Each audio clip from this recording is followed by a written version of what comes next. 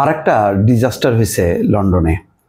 সেটা হচ্ছে যে সমালোচনার মুখে যুক্তরাজ্যের হোমলেসনেস মিনিস্টারের পদ ছাড়লেন রুশনারা আলী।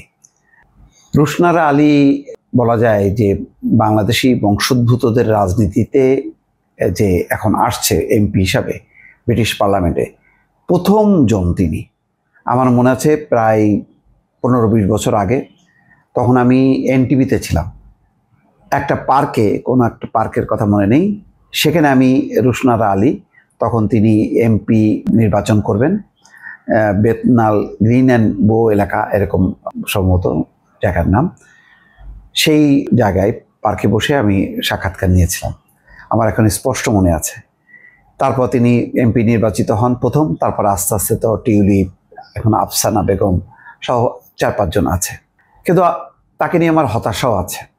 রুশনারা আলী নির্বাচিত হলেন ব্রিটিশ এমপি হিসাবে, কিন্তু যেটা হয় যে যেহেতু বাংলাদেশি বংশোদ্ভূত, বাংলাদেশিদের পক্ষে, বাংলাদেশের পক্ষে বিগত 15 বছরে গণতন্ত্রের জন্য সুষ্ঠু নির্বাচন ভোটের জন্য কিন্তু সোচ্চার অবস্থানটা দেখিনি, যেমন দেখিনি টিউলিপ সিদ্দিক। তো টিউলিপ সিদ্দিকের কারণ আছে যে শেখ রাহানার তিনি কন্যা, সুতরাং তিনি বলবেন না তিনি হচ্ছেন শেখ পরিবারের সদস্য।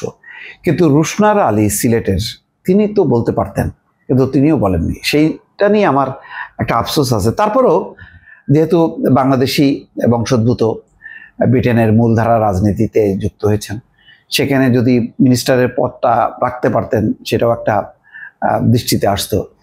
দেখেন কয়েকদিন আগে ওই বিতর্কের মুখে, যেহেতু দুর্নীতির অভিযোগ শেখ হাসিনার আমলের, টিউলিপ সিদ্দিক শেখ রেহানার মেয়ে, তাকে কিন্তু পদ ছাড়তে হলো এবং তার বিরুদ্ধে দুর্নীতির অভিযোগ এখনও তদন্ত চলছে। এর মধ্যে এমন একটা বিষয়ে তিনি আসলেন, যিনি তার নিজের ভাড়াটে, অর্থাৎ তার বাড়ির মালিক তিনি, সেখানে হঠাৎ করে 1 লাফে 700 পাউন্ড ভাড়া বাড়ায় দিছে, সমালোচনার মুখে পড়ে। কিন্তু এক সময় তিনি নিজে হচ্ছে এই হঠাৎ করে বাড়ি ভাড়া বৃদ্ধি করা এবং ভাড়াটেদের অধিকার, এগুলো নিয়ে কিন্তু তিনি সোচ্চার ছিলেন। কিন্তু এখন উল্টা তিনি সেই দোষে দুষ্ট হলেন যে তিনি 1 লাফে 700 পাউন্ড বাড়িয়ে দিয়েছেন। ব্রিটিশ প্রধানমন্ত্রীর কার্যালয়ের 10 নম্বর ডাউনিং স্ট্রিট বৃহস্পতিবার এক বিবৃতিতে রুশনারা আলীর পদত্যাগের বিষয়টি নিশ্চিত করেছে। যুক্তরাজ্যের পার্লামেন্টের প্রথম বাংলাদেশি বংশোদ্ভূত এমপি রুশনারা আলী। সেজন্যই বললাম যে আমার স্পষ্ট মনে আছে 15-20 বছর আগে আমি প্রথম তার সাক্ষাৎকারটা নিই।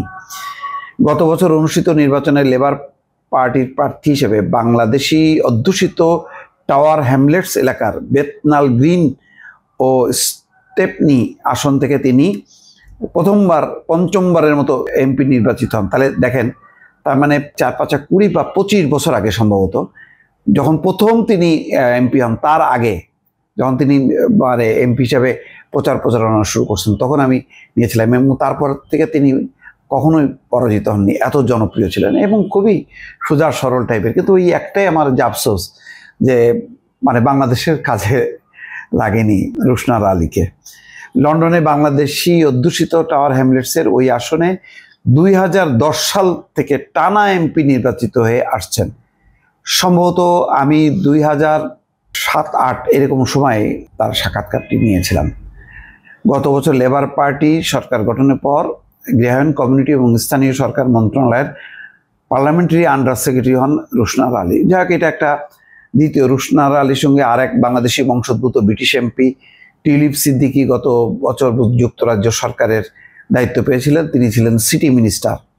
তবে বাংলাদেশি আওয়ামী লীগ সরকার দুর্নীতির সঙ্গে সংশ্লিষ্টতার অভিযোগ নিয়ে সমালোচনার মুখে গত 14 জানুয়ারি তিনিও পদত্যাগ করেন। রুশনারার জন্ম সিলেটে। রুশনারার বয়স যখন 7 বছর, তখন যুক্তরাজ্যে পাড়ি জমায় তার পরিবার। তিনি অক্সফোর্ডের সেন্ট জনস কলেজ থেকে দর্শন এবং রাজনীতি এবং অর্থনীতিতে স্নাতক করেছেন, যথেষ্ট শিক্ষিত। যাক, এটা একটা দুর্ভাগ্য বলা যায় আমাদের জন্য যে প্রথম টিউলিপ সিদ্দিকি গেল, রুশনারা আলীও টিকে থাকতে পারলেন না। ভালো থাকবেন, আল্লাহ হাফেজ।